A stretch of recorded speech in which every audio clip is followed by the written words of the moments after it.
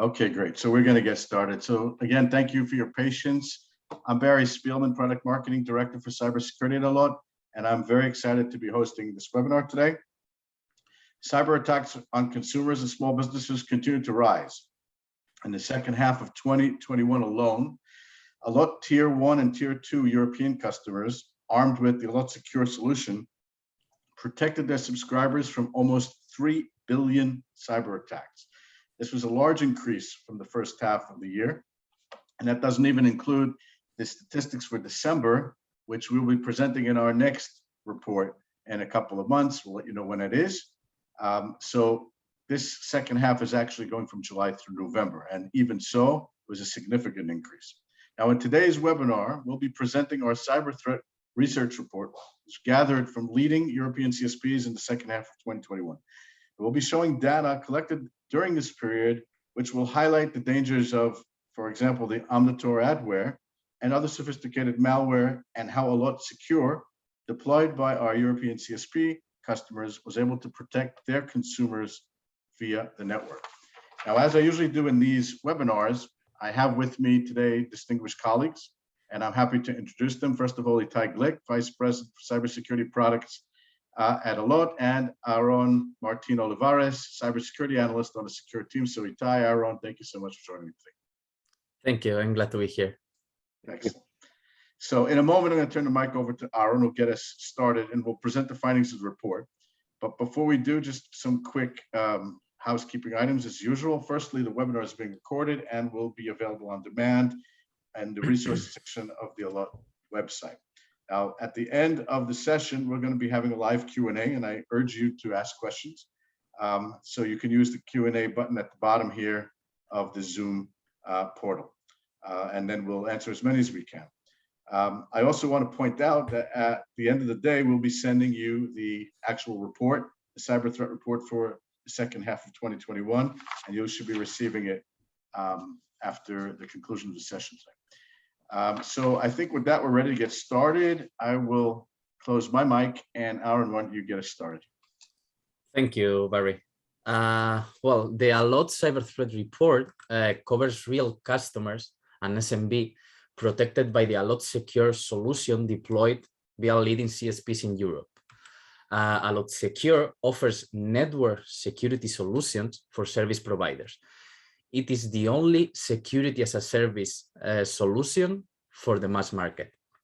Allot Secure blocks the threats before reaching the subscriber via zero touch, no hassle, network-based service. CSPs in Europe have implemented the solution and currently protect over 20 million consumer and SMB customers who have registered and pay extra monthly fee for the cybersecurity protection service. There are two main types of protection events for Allot Secure. The vast majority of protections are pre-blocks, which means we block the user from navigating to a malicious domain. This includes website acting like a malicious download, website acting as phishing, and so on. The download blocks occur when a site attempts to download a malicious code, meaning viruses, malware, trojans, etc. And Allot Secure blocks it. Most of the time, the user will be blocked from ever navigating to such sites. The second half of the year, Allot Secure, saw Allot Secure blocking 300% more malicious URLs than the first half of the year due to the rise of malicious adware. As you can see in the screen, Allot Secure blocked more than 2.97 billion cyber threats from harming consumer and SMB user in Europe H2. This huge amount of blocks raises a question. How are these blocks spread? How are distributed during this period? This is how the blocks were distributed. Clearly, September was a point of inflection with an increase of 200% of blocks only for that month. This situation is strictly related with the appearance of Omnitor and is maintained during all the months. We will talk about Omnitor later on the webinar. It's important to mention that these last months practically represent the amount of 3 months combined. Clearly, this is a proof that we can lower guard, and even when we are seeing a decrease in the blocks, a new threat may be just around the corner. The end of the year saw an increase in attack around the holiday season, from Black Friday, Christmas shopping, and Lotto scam. As I mentioned in the introduction, Allot Network Secure has two broad classification of blocks. Download blocks occur when a site attempts to download a malicious code, and the most common download blocks continue to be Trojans and adware, shown here in blue and orange. During the period, they have been mirroring each other in sort of a dance, and as seen on the previous CTRs. This is because they interact and feed off each other. For example, if a customer has a terminal infected with an adware, the redirection that this adware may cause will include website hosting malware, including Trojans. Likewise, a terminal infected with a Trojan will try to download additional malware in the background, including adware, and therefore increasing the amount of adware viruses blocked. Adware and Trojans promote each other. Trojans and adware were also the most common download blocks in the first half of 2021. The difference so far this year is that we are seeing Trojans having more impact than in the previous half, but still maintaining this pattern. The rest of the download block categories are all relatively small, but this doesn't mean the threat isn't serious or we don't need to pay attention to them. In fact, just by looking at the categories, we can detect how these ones are the most harmful for the customer, such as the bankers or ransomwares. During this period, Allot Secure prevented 647,000 malicious files to be downloaded. It may seem a low number, especially compared to the huge amount of URLs blocked, but we always have to bear in mind that the potential download of viruses are mostly blocked in the URL and not in the download itself. Therefore, by blocking the URL, we are already protecting our customers from downloading the viruses. Now, let's take a look at the pre-block threats, the URLs block.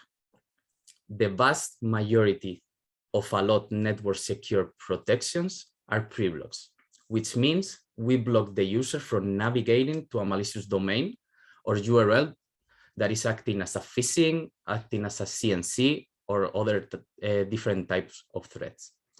In the previous report, we saw how malicious download, and mostly due to flubot CNCs, represented the vast majority of blocks. But during July, there was a change.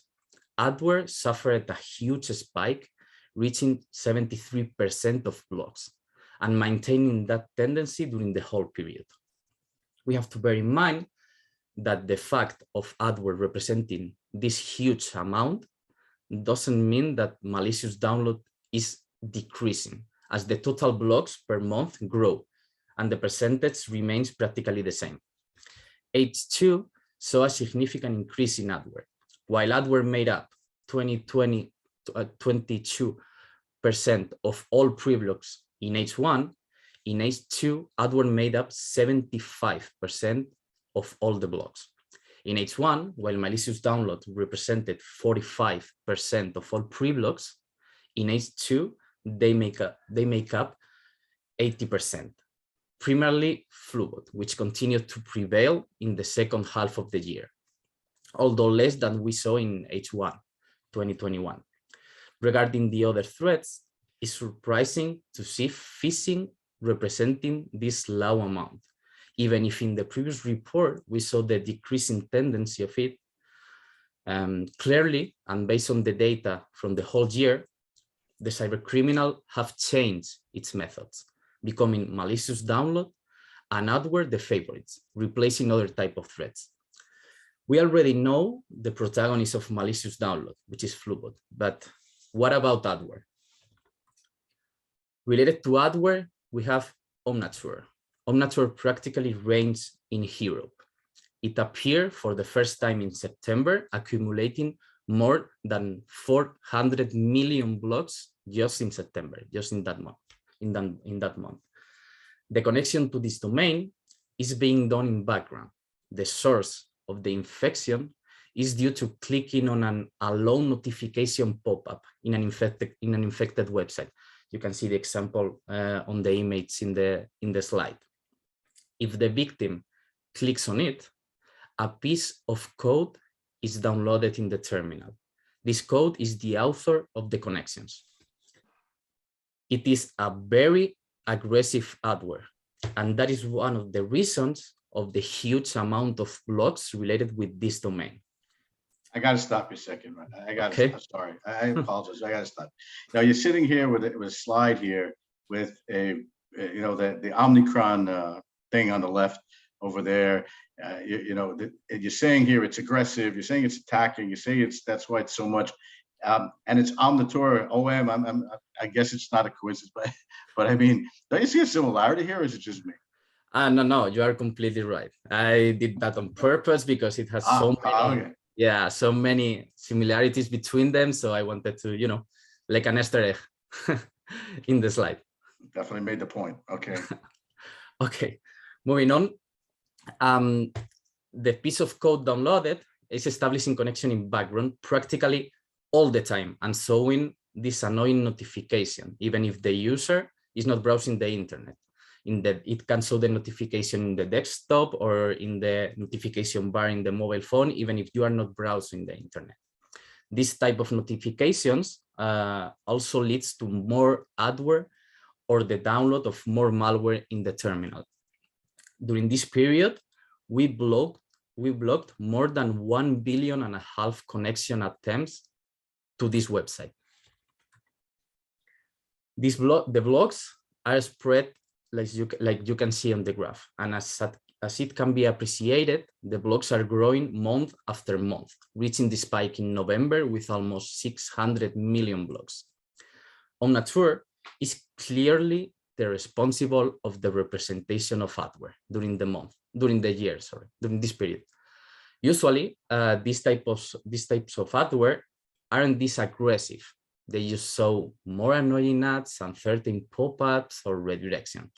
But what makes Omnature special is that it's practically all the time connecting in background. Besides of the behavior mentioned before, as it downloads a piece of code executing the computer or in the terminal, this can lead also to modify your browser and to behave like a special type of adware, the browser hijacker. What is a browser hijacker? Basically, it's an adware that also takes control over your browser. It's not that it won't allow you to use it, but it will modify some behavior or some pattern while you are browsing the internet. The signs of a browser hijacker are, for example, when you try to make a search in the address bar, let's say, for example, in Chrome, instead of going to Google, you are doing the search in another website, usually created by the cyber criminals to take money, take revenue of that search. Okay.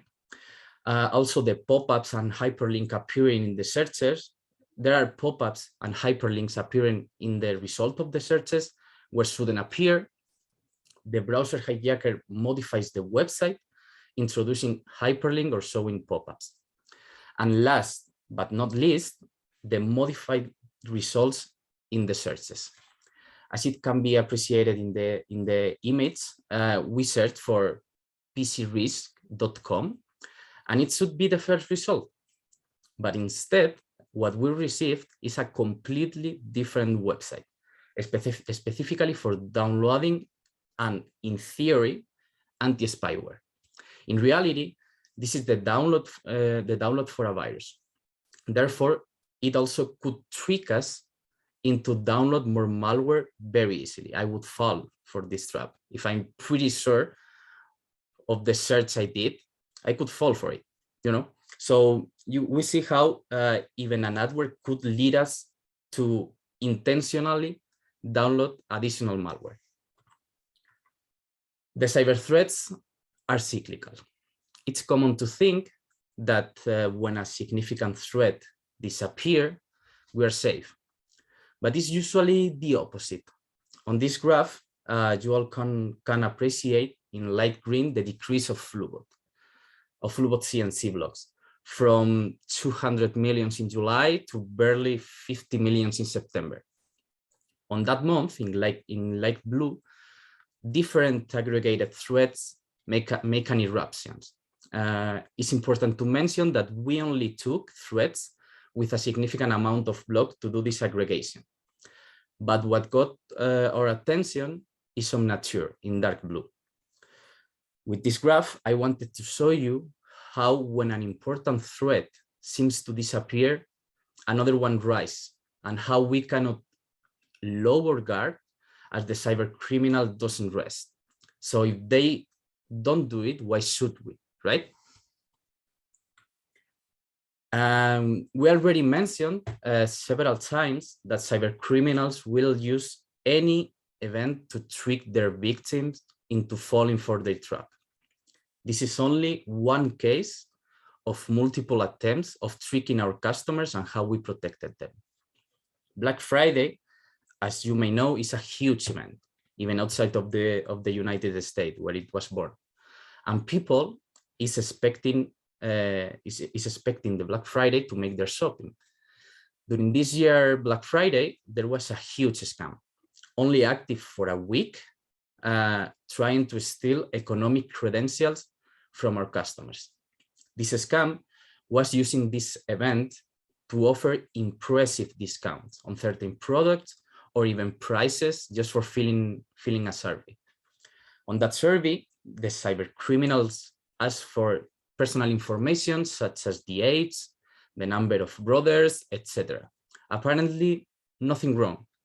But as soon as the service finished, the victim received a message telling him that he has earned a prize or this huge discount. And in order to receive it, he has to introduce his economic credentials.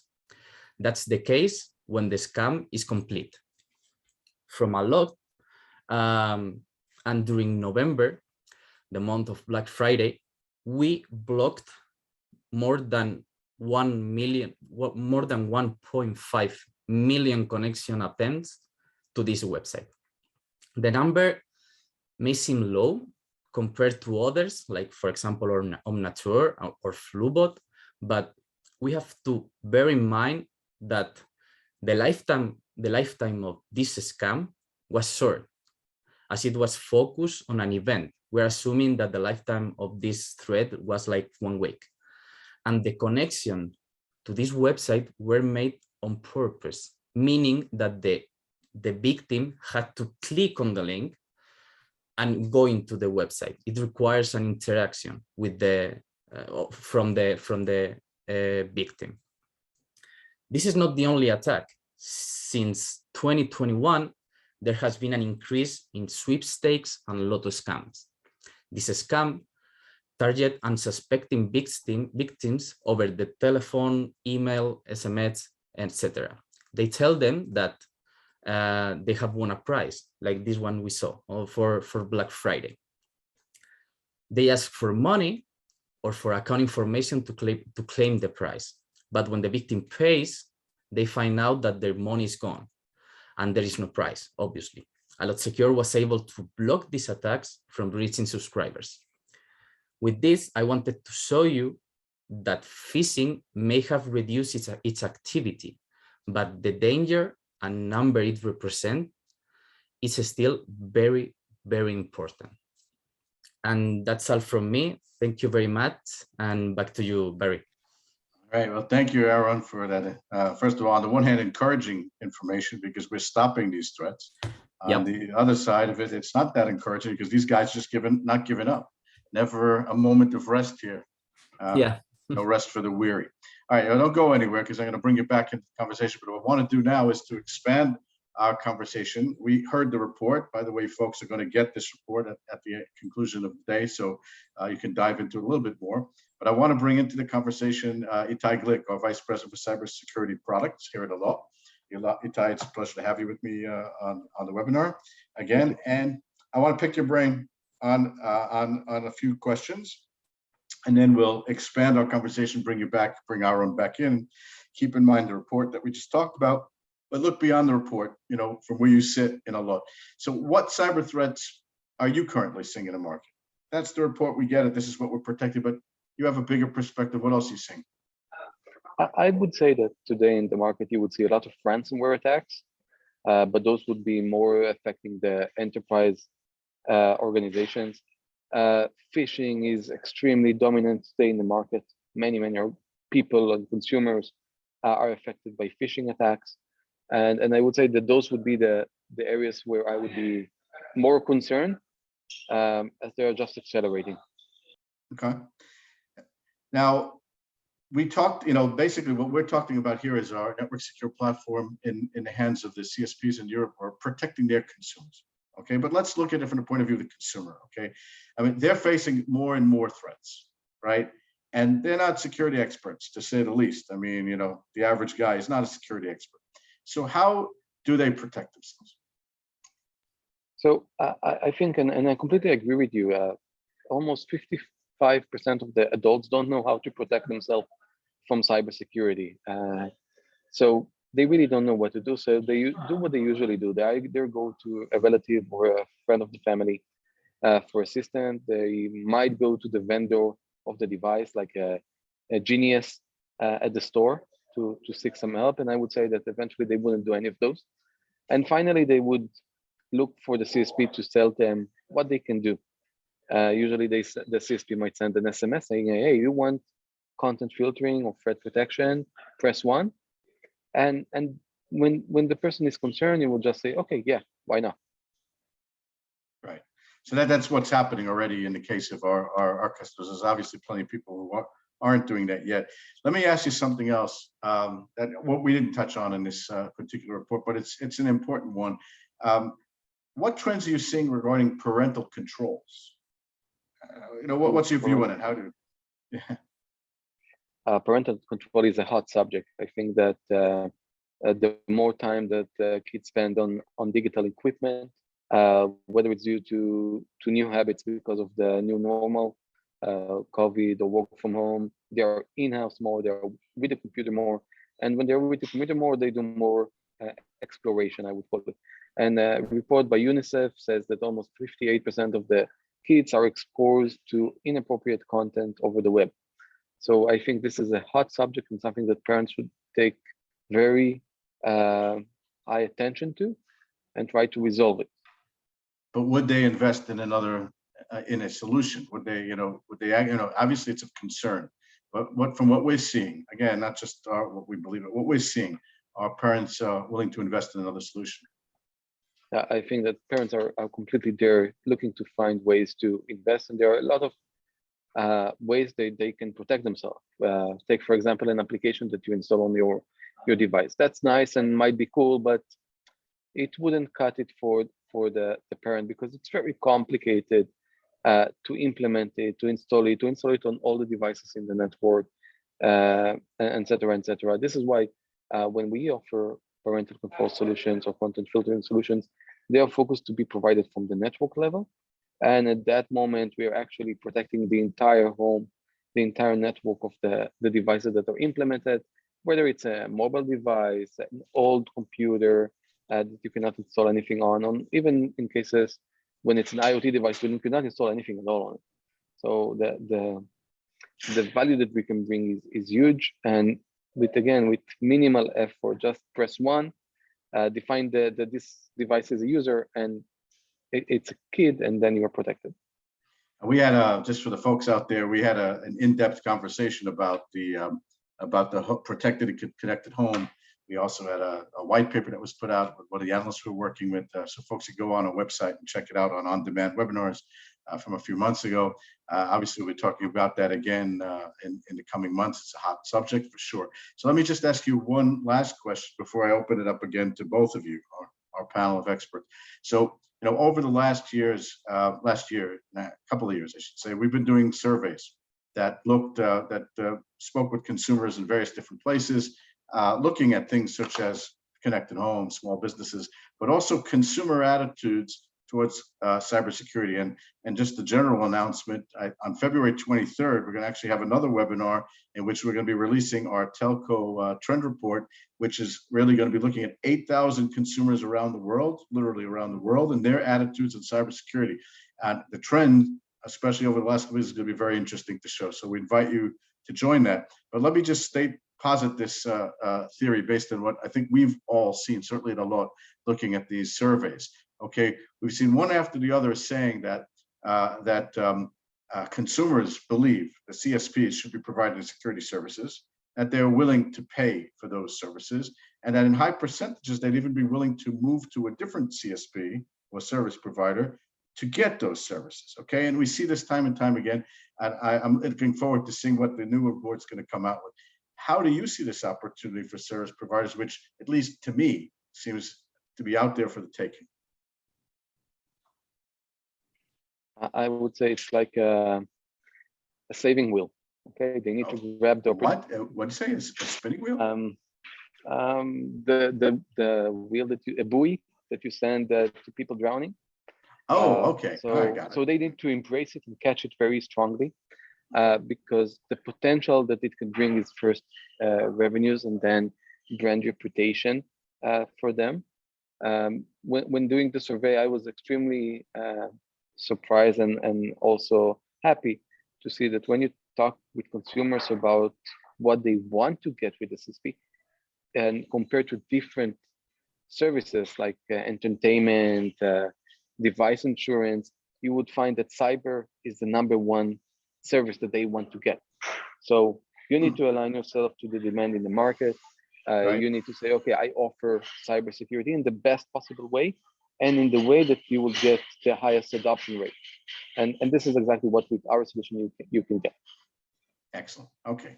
So folks, I want to ask you guys now as a panel a couple of questions. Before that, I just want to encourage our audience and a bunch of people out there. If you have any questions, go ahead, send them in now during the Q&A. We'll ask these guys a couple of more questions, but then we're going to go to the Q&A for the audience. So this would be the time to start sending them in.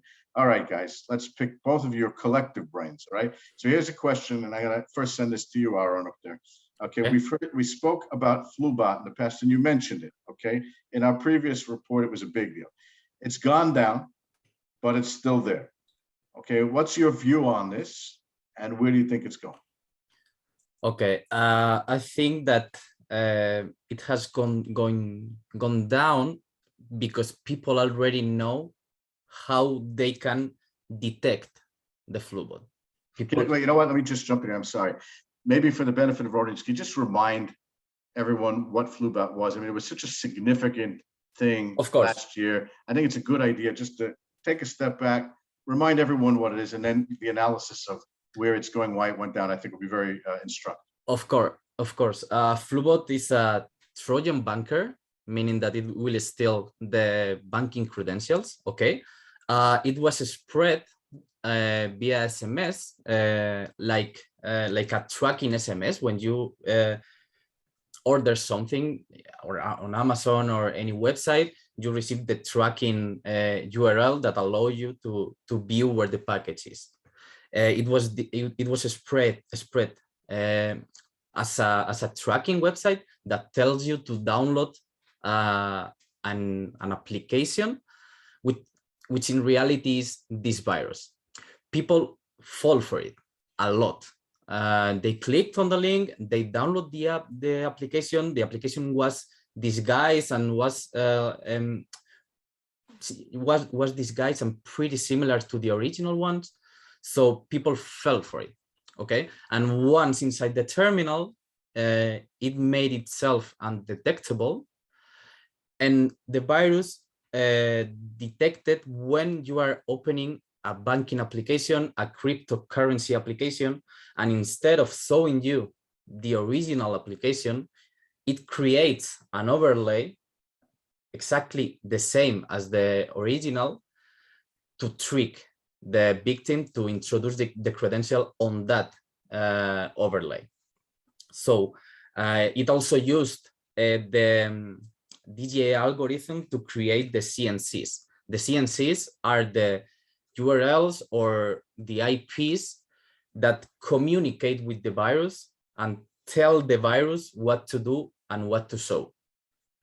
Okay, so I think that people already know this, and the cyber criminal, of course, know that people already know this. Okay, so they will try to reinvent themselves. What do I mean? For example, latest download links from Flubot, instead of being a website created only with that purpose, just a website hosting the application of the virus, were legitimate websites that were attacked by the cyber criminals to host the virus. People won't suspect if you go, let's say, it's a huge example, but let's say that you go to Google and it tells you to download something. Will you suspect about it? It's Google. I mean, you trust it, in other words. Yeah, exactly. So I think that the future of Flubot is that it's not dead, it's just reinventing itself. In other words, a mutation variant. Exactly. All related with COVID. Oh my God, we got to get over that. Okay, I don't know if you want to add to that, Itai, but if you do, but I'll ask another question. I'll focus it on you, and you kind of touched on it earlier. So everyone's talking about ransomware. I think there's a day that goes by that we're not hearing about. Okay, I mean, the stories in every country about this are all over the place. But we saw the numbers in this report. It wasn't one of the main factors. We understand that it's less affecting consumers. So where do you see it going in general? Maybe go dive a little bit more into ransomware as a general threat. Why, again, about the consumers, it may not be as relevant, but beyond that, where do you see it going? So in general, ransomware is really affecting enterprises more than it's affecting subscribers. I believe that today what ransomwares actually do are both destroying the data, but also in order to protect themselves, they steal some of the more relevant information to have leverage for the organization to pay them. Now, when you compare it to a private citizen, I wouldn't say that his data is worth so much on the one side. What do you and on the other side, he wouldn't be able to pay the big amount of money, like $50 million in some of the cases as ransomware. This makes them less interesting for that type of an attack. And they would focus their means on adware where they get cents, but on scale of tens of millions. Phishing when they can get a little bit more money from credential stealing, etc. So it's easier for them to monetize on those attacks than to monetize on ransomware attacks when they're actually being used against the private citizen. So this is my view, and it was really surprising to see that in the report. And then when doing some more analysis, we figured out that this is the reason. This is why we will see less ransomware, and the attacks will just focus more on adware, phishing, etc. Follow the money, basically. Bottom line. Do you want to add anything to that, Aaron? I completely agree with Itai. If you have more chances of receiving this payment, you'll go for that target. I mean, individuals, they have data, as Itai said, they have interesting information on their devices, but compared to the information of an enterprise, it's not the same. So the enterprise could be could be more willing to pay in order to try to recover that information instead of a customer that can erase everything and start over again. In other words, the bad guys are going to customize the threats to the people they're going after to maximize the value of what they're going to get. So while exactly. Ransomware may not be a big deal for the consumers, it's certainly a big deal for everyone else, and the consumers are going to get hit with all the other stuff that we were showing here. And 3 billion stops over 4 or 5 month period, I think proves that point. All right, folks, we're going to go to a Q&A. We have a couple of questions out there. If you want to ask others, go now to the Q&A button, please. I'll start with the two that we've got, and we'll see. If we'll see how far we go. We certainly have some time. If we end early, we'll end early. But let's start with this one. And I think, Aaron, you might want to start with it, but Itai, feel free to jump in, okay, if you have anything. So this is, why did adware increase so much this quarter? Okay, I'll go for this one. It's a big difference than last time. It's such a big difference. Adware has been always used by the cyber criminals, always. So to that equation, you add that you introduce an aggressive adware, and also there is the condition when people is having a lot of navigation time. There you have that amount of blocks. I mean, it's always going to be it's always going to have sorry. That's all right, take it down. Got your breath. What I wanted to say is that adware is always going to be among us. It's always going to be between us, because it's a very easy way of making money for the cyber criminals. So if you want to earn more money, because the adware, the cyber criminals receive the money based on the visits, based on the clicks, based on that, on those KPIs. If you make that adware more aggressive, meaning that will show more notification, more pop-ups, more redirections, what do you obtain? More money. So you add to that situation the not the free time, the navigation time that people have right now, especially during the end of the year, related with shopping, related with events, related with all you can imagine. There you go. That's why the adware was so big during this period. Okay, makes sense.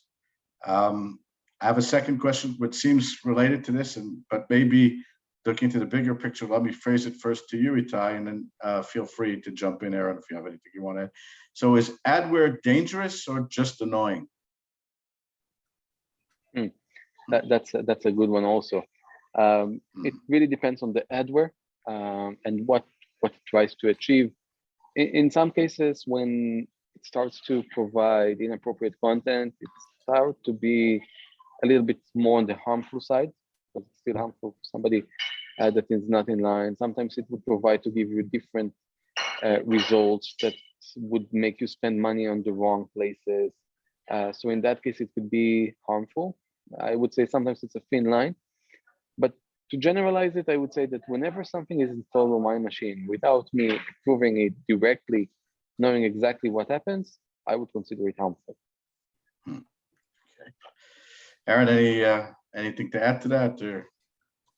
Well, we saw in the report some example of adware that could lead you to suffer more damage in your device, like the download of additional malware, and that. So I would say that adware, even if in our heads it's just pop-ups are annoying ads,